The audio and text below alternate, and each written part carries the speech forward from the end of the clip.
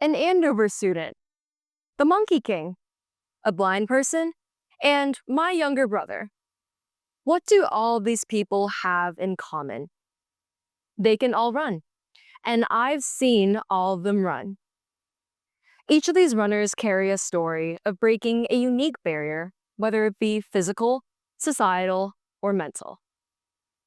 My name is Angela Guo, and today I want to share how running has helped me and many others break barriers, one step at a time. Running wasn't always in my family's DNA.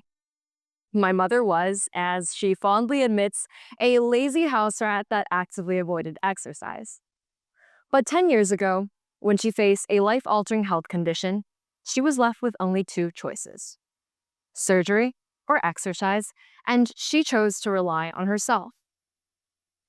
She started with a painful jog of just 200 meters, gradually building up to 1, then 3, then 5 kilometers.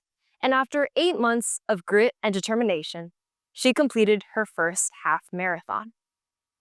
A year later, she completed her first full marathon, her health fully recovered, and today she has over 30 marathons under her belt, and she's not stopping anytime soon.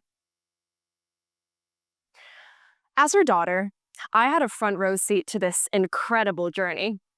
But at first, I clung on to the same lazy house rat mindset that I inherited. My early attempts at running were plagued by aching muscles, burning lungs, and the belief that I just wasn't built for this. But my mom kept me running.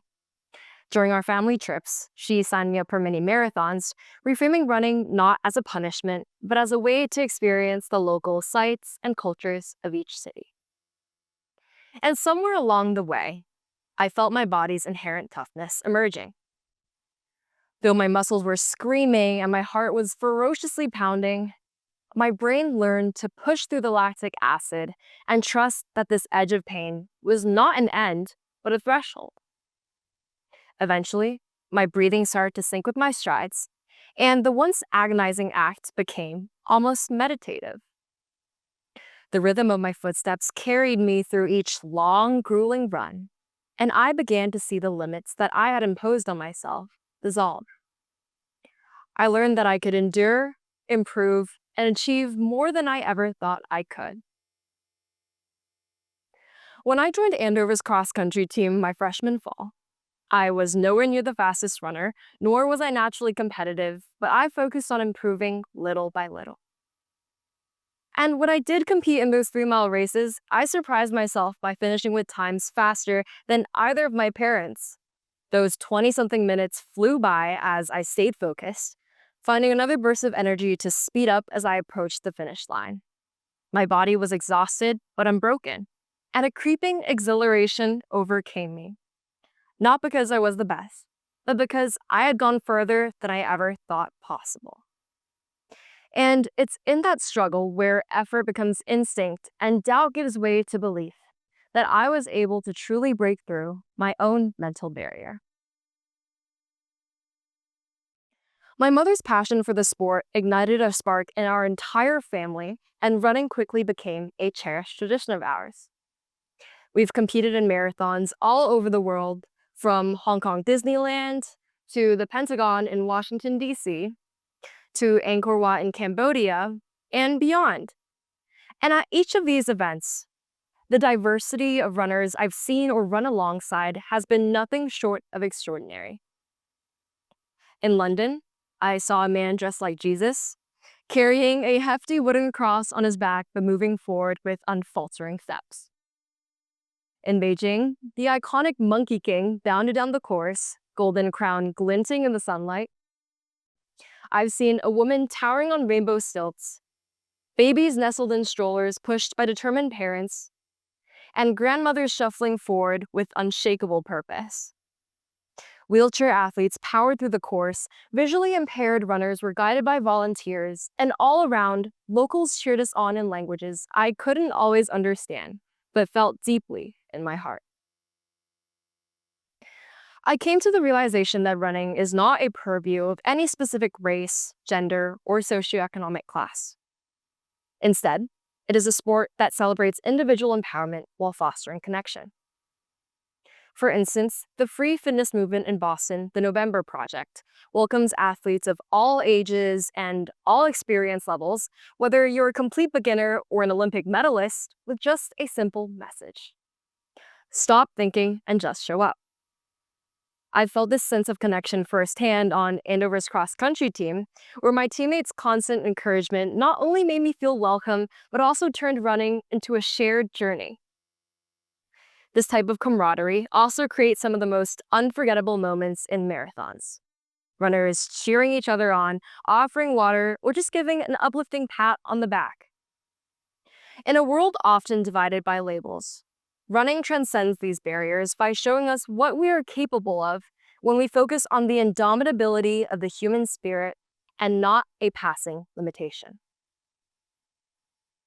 The most memorable runner I've seen didn't have shoes, just bare feet pounding cracked roads. At the Yoma Yangon Marathon in Myanmar, I saw runners in everything from high-tech super shoes, race belts, GPS watches, to worn-out sneakers, cloth shoes, or even barefoot. This striking contrast led me to question, how much did technology truly matter in running? For elite athletes like Eliud Kipchoge, breaking records in Nike's Alpha Flies, innovative technology may offer a competitive edge. But the truth is, core materials and technologies are surprisingly similar, yet many fall into the trap of thinking that expensive shoes or piles of gear are a prerequisite to success. This misconception creates a barrier, one that can discourage those who don't have the means to afford expensive equipment or lead to injuries when the wrong shoes are chosen. Running begins to feel inaccessible when, in reality, the heart of the sport lays in the runner, not the shoe. Breaking this gear myth barrier starts with understanding what matters. Running shoes don't have to be complicated. A decent, well-fitted pair is enough to get started. For instance, shock absorption in the sole reduces impact on the knees and the ankles. A lighter shoe conserves energy, while a heavier one is better for durability and stability. And a higher drop, which is the heel to forefoot height difference, provides support for those with unstable ankles and for beginners. The key is understanding what features make a difference, and therefore, what'll work for you. But this type of knowledge isn't really actively disseminated, so sharing it actively is one of the most effective ways to dispel this myth. At the same time, access to proper gear remains a challenge for many. Recognizing both of these needs, I became inspired to act. I launched a project to provide affordable, quality gear to children from underserved communities in Hong Kong. Together with friends, family, and a group of online supporters, we auctioned running-inspired art pieces to raise funds. We researched cost-effective options for shoes that prioritize comfort and safety, and donated them alongside dry-fit clothes to the Fresh Fish Trader School, a local elementary school in Hong Kong serving the working class and recent migrants from mainland China. This project wasn't just about accessibility. It was about breaking the mental barrier as well. We launched the school's first cross-country event, and some students who were already athletic were ecstatic and ready to jump right in, but some others with less experience in sports hesitated, unsure if they could even finish. But when I shared my family's story of going from complete beginners to completing marathons all over the world, much of their nervousness transformed into excitement, and some even began running longer distances on their own. So although the shoes we provided ensured these students comfort and safety, the most valuable gift we imparted to them was showing them that good enough is all you need to begin. You don't need flashy branding, you don't need pricey gear. What truly empowers you is community, determination, and that belief in yourself to take that first step. Trusting in your own willpower unlocks a world of possibilities. Although running already breaks many barriers, there is still important work to be done, and one of the most pressing challenges is ensuring that the sport is accessible to everybody, regardless of physical circumstance. For many, running isn't just a matter of putting one foot in front of the other. It can mean navigating the world on one foot, on a prosthetic limb, or even on wheels. At the Marine Corps Marathon in Washington, D.C., I saw veterans relying on prosthetic limbs and on wheelchairs, still navigating the course with determination and grace.